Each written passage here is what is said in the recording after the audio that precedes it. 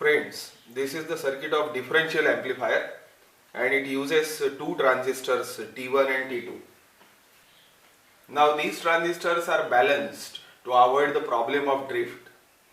That is, the two transistors T1 and T2 are identical, means their electrical characteristics are identical with respect to each other.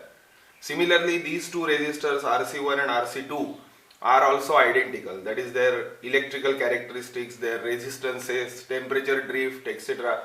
they are identical together. Now the differential amplifier can be used in four different modes. We shall understand that first. Suppose you take both the inputs simultaneously, you use both the inputs simultaneously and take the output like this. Then this type of circuit is known as double-ended input and double-ended output. Now if you take the output across only single collector like this, then this type of circuit is known as double-ended input and single-ended output. If you short circuit one input terminal and consider only one input terminal to this circuit with one output, then this circuit is known as single-ended input, single-ended output. Okay, and lastly, single-ended input with double-ended output. So in all there are four types of these circuits, out of which we shall consider only this type of circuit, double-ended input and single-ended output. This is input V2.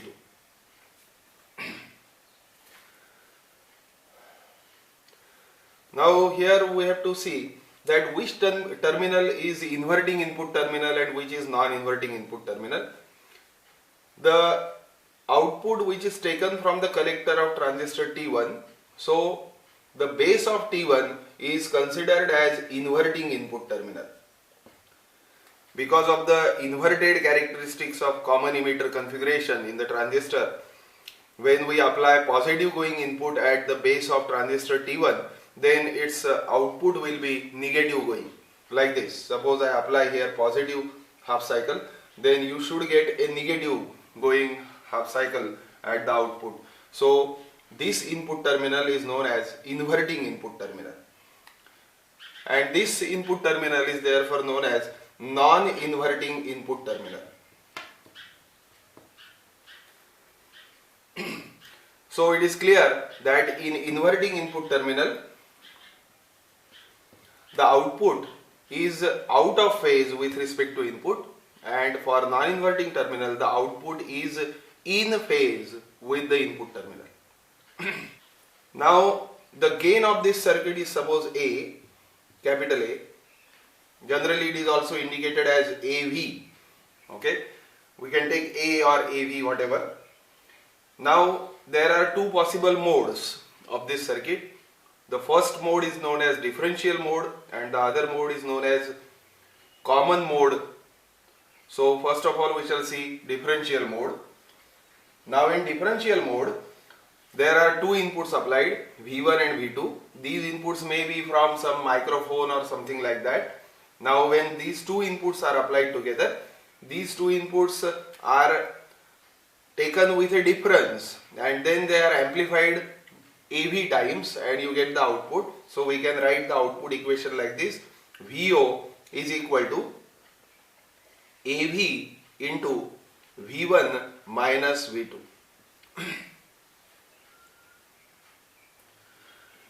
Now if V1 and V2 are equal in magnitude but opposite in polarities, then you get VO is equal to AV in bracket V1 minus, say, minus V2 minus V1. Okay, in that case you will get it is equal to AV into 2 V1. Okay, so it indicates that when the two inputs are equal in magnitude but opposite in polarities, then the gain will be simply doubled. Okay.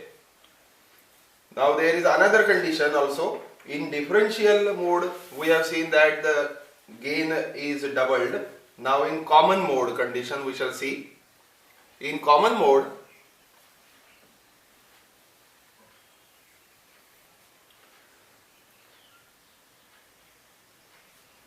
the two input signals are applied at the two input terminals, inverting input terminal and non-inverting input terminal, such that V1 and V2 both are equal in magnitude as well as in polarities. In that case, the output voltage VO will be equal to A into V1 minus V2, but now V1 and V2 are both equal in magnitude as well as polarities, so their difference will be essentially 0. So you get VO is equal to 0. So this equation actually indicates that VO upon V1 minus V2 is equal to, this condition could be undefined, that is equal to A, but V1 minus V2 is 0, so the output will be undefined. So we consider here that the gain A is equal to 0. Okay, so this circuit rejects the common signals and amplifies only the difference of the two input signals. If the two input signals are different in their nature, say in amplitude, in polarities, in that case the difference of these two input signals is taken and you get the corresponding amplified output. Now finally, we have got two gains here. One gain is AD, that we shall say differential mode gain, and the other gain is common mode gain, AC.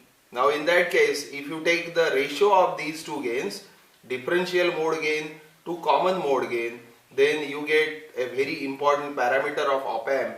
That parameter is known as CMRR, that is common mode rejection ratio.